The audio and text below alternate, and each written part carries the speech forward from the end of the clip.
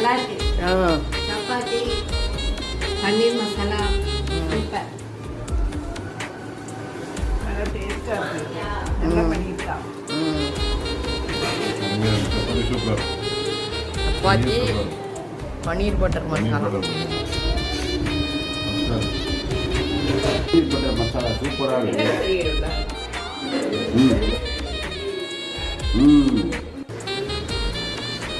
எப்படி இருக்கு? நல்லா இருக்கா? சூப்பராக இருக்காமா? வேணான்னு சொன்னேன். வேணாம் சொல்லி மறுபடியும் எடுத்துட்டேன். பன்னீர் பிடிக்காது, நல்லா சைக்கிள் பண்ணலாம். நல்லா இருக்கு. சூப்பராக இருக்குது பன்னீர். வீட்லேயே பண்ணது பன்னீர், அதனால நல்லா சாஃப்டாக இருக்குது. வெளில வாங்கினா கொஞ்சம் ஹார்டாக இருக்கும். வீட்டில் பண்ணதுனால நல்லா மறக்காமல் பாருங்கள். அதில் பன்னீர் பட்டர் மசாலாவோட ரெசிபி இருக்கும். ரொம்ப டேஸ்டியான ரெஸ்டாரண்ட் ஸ்டைல் பன்னீர் பட்டர் மசாலா. ஹாய்ங்க, நம்ம வந்து இப்போ வந்து பன்னீர் பட்டர் மசாலா செய்ய போகிறோங்க. ரெஸ்டாரண்ட் ஸ்டைலில் வந்து நம்ம வந்து இப்போ செய்ய போகிறோம். இதுக்கு வந்து ஒரு கடாயில் வந்து எண்ணெய் ஊற்றியாச்சுங்க. எண்ணெய் சூடானதுக்கப்புறம் பட்டை போட்டுக்கணும். பட்டையும் பிரிஞ்சி இலையும் போட்டுக்கணும். போட்டு ஒரு 5 செகண்ட்ஸ் விட்டுட்டு ஒரே ஒரு பெரிய வெங்காயத்தை எடுத்து நல்லா பொடியாக கட் பண்ணி உள்ளே போட்டு நல்லா வதக்கணுங்க.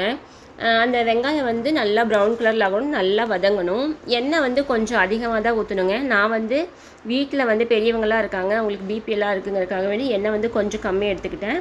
ஆனால் கொஞ்சம் எண்ணெய் நிறையா இருந்தால் தான் டேஸ்ட் ரொம்ப நல்லாயிருக்கும். ஏன்னா பிரிஞ்சு வரணும். எண்ணெய் வந்து இந்த கிரேவி செஞ்சு முடிக்கும்போது பிரிஞ்சு வரணும், அந்தளவுக்கு எண்ணெய் ஊற்றணுங்க.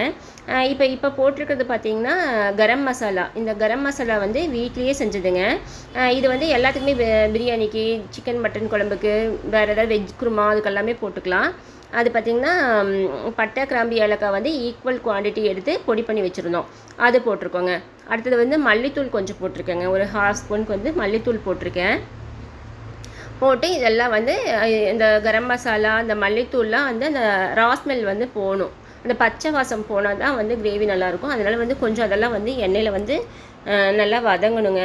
மல்லித்தூளும் வந்து வீட்டில் அரைச்ச மல்லித்தூள் அது போட்டிருக்கேன். கடையில் வாங்கினதாக இருந்தாலும் நம்ம போட்டுக்கலாம். இப்போ இந்த வெங்காயம் பார்த்திங்களா கொஞ்சம் ப்ரௌன் கலர் ஆகிடுச்சு.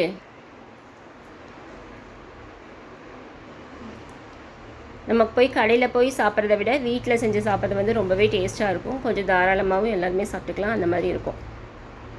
என் பாப்பாவோட வந்து ரொம்ப பிடிச்ச டிஷ்ஷுங்க இது. மிச்சம் வந்துச்சுன்னா 2 நாளானாலும் வச்சு சாப்பிடுவா.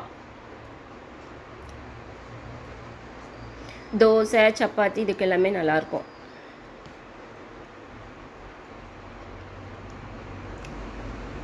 அடுத்து வந்து இது வந்து சக்தி மசாலாவோட கரம் மசாலா கொஞ்சமாக போட்டிருக்கோங்க. ஒரு 1/4 ஸ்பூன் வந்து போட்டிருக்கோம். நம்ம இது போடாமல் கூட நான் ஃபஸ்ட்டு சொன்னேன் இல்லையா, அந்த வீட்டில் செஞ்சது பட்டை கிராம்பு ஏலக்காய் அந்த பொடி மட்டும் போட்டாலுமே போதும். ஏன்னா வந்து இது வந்து தங்கச்சிக்கு அந்த பட்டர் ஸ்மெல்லாம் பிடிக்காது. அதனால் இன்னும் கொஞ்சம் ஃப்ளேவர் வரணும் அப்படிங்கிறதுக்காக வேண்டி நான் மறுபடியும் கொஞ்சம் கடையில் வாங்கின இதையும் பொடியையும் போட்டிருக்கேன். சில பேருக்கு அந்த பால் வாசம், பட்டரு இந்த மாதிரி ஸ்மெல்லாம் பிடிக்காது இல்லைங்களா, அதனால நம்ம இதெல்லாம் போட்டால் தான் வந்து நல்லாயிருக்கும்.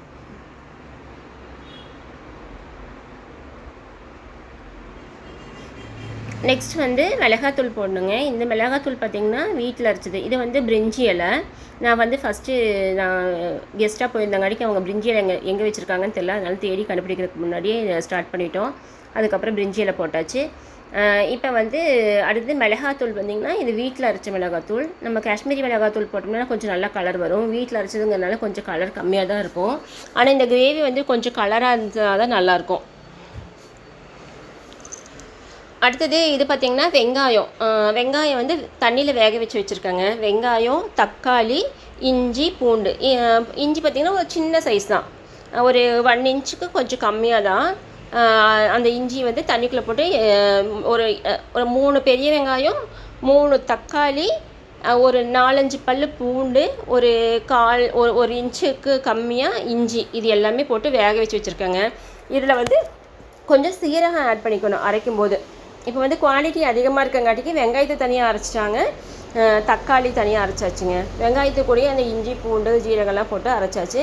அடுத்தது வந்து தக்காளியும் போட்டு அரைச்சி இப்போ இதெல்லாம் வதங்கி இதில் இருக்க பச்சை ஸ்மெல்லாம் நல்லா போகணும்.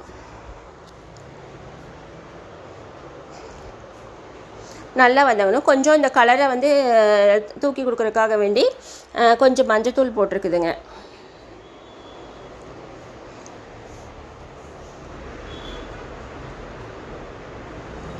இது வந்து இந்த ரெசிபி பார்த்திங்கன்னா ஒரு செஃப் தான் எனக்கு சொல்லி கொடுத்தாங்க.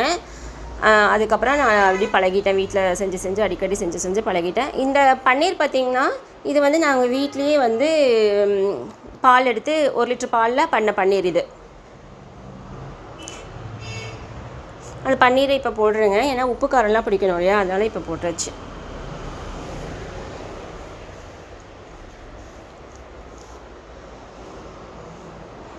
ரொம்ப சாஃப்டாக அந்த பன்னீர் வந்து நம்ம ரொம்ப டேஸ்ட்டாக இருந்துச்சுங்க. கடையில் வாங்குகிற பன்னீரை விட வீட்டில் வாங்குகிற பன்னீர் வந்து கொஞ்சம் நல்லாவே டேஸ்ட் இருந்துச்சு. எல்லாத்துக்குமே ரொம்ப பிடிச்சிருந்துச்சு. என் தங்கச்சிக்கெல்லாம் வந்து பிடிக்கவே பிடிக்காது பன்னீர் பட்டர் மசாலா, ஆனால் அவளுக்கே ரொம்ப பிடிச்சிருந்துச்சுங்க. இந்த சப்பாத்தி பார்த்திங்கன்னா 4 மடித்து போட்டு தைச்ச சப்பாத்திங்க. லேயராக வரும் பாருங்கள்.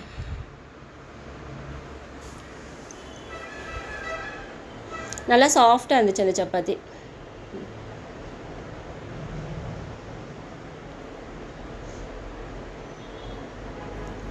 இப்போ வந்து நம்ம வீட்டில் வந்து அவங்க மாட்டுப்பால் வாங்குறதுனால அதில் இருக்க அந்த ஆடை எடுத்து வச்சுருந்தோம். அந்த ஆடையில் வந்து இப்போ ஃப்ரெஷ் க்ரீம் எடுத்துருக்கோம். பால் கொஞ்சம் ஊற்றி அந்த ஆடை ஒரு 2 ஸ்பூன் போட்டு 2-3 ஸ்பூன் போட்டு அந்த பால் ஊற்றி மிக்சியில் போட்டு அடித்து அந்த க்ரீம் எடுத்துருக்கோம். சப்போஸ் நம்மளுக்கு அது வீட்டில் இல்லைன்னா நம்ம ஃப்ரெஷ் க்ரீம் வாங்கிக்கலாம். அப்படி இல்லாட்டி கீயும் கூடி போட்டுக்கலாங்க, நெய்யும் கூடி போட்டுக்கலாம்.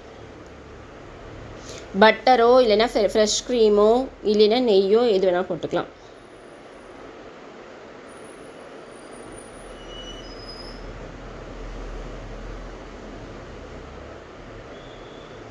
அந்த பட்டர் போய் மிக்ஸி ஜாரில் போய் ரொம்ப ஒட்டிக்கிச்சு. அதனால் வந்து தண்ணி ஊற்றினாலும் வராது. கையில் தான் கண்டிப்பாக எடுத்து போடணும். தண்ணி ஊற்றினாலும் கிரேவி வந்து தண்ணியாட்டாயிடும். இந்த கிரேவி வந்து கொஞ்சம் திக்காக இருக்கணும், அப்போ தான் நல்லாயிருக்கும். ரொம்ப தண்ணியாக தான் நல்லா இருக்காது. இதுவே கொஞ்சம் தண்ணியாக தான் இருக்குது. நான் செய்யறது வந்து இதை விட கொஞ்சம் திக்காக இருக்கும் எப்போவுமே. இதில் வேணால் நம்ம முந்திரியெல்லாம் கூட அரைச்சி போட்டுக்கலாம். ஒரு 10 முந்திரி எடுத்து நம்ம மிக்சியில் அடித்து போட்டோம்னாலும் அது வந்து டேஸ்ட் வந்து இன்னும் நல்லாவே இருக்கும்.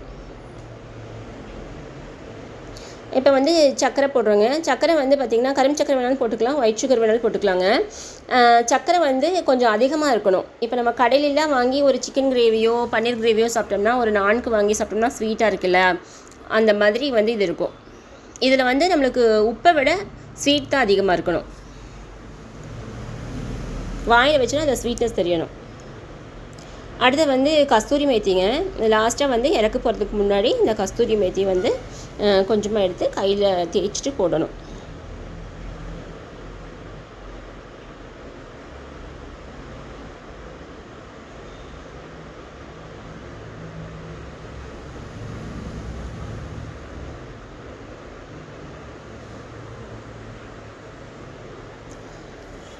பன்னீர் கிரேவி ரெடிங்க. இப்போ எங்கள் அத்தை பொண்ணுக்கு வந்து டேஸ்ட் பார்க்குறதுக்கு கொடுக்கலாம்.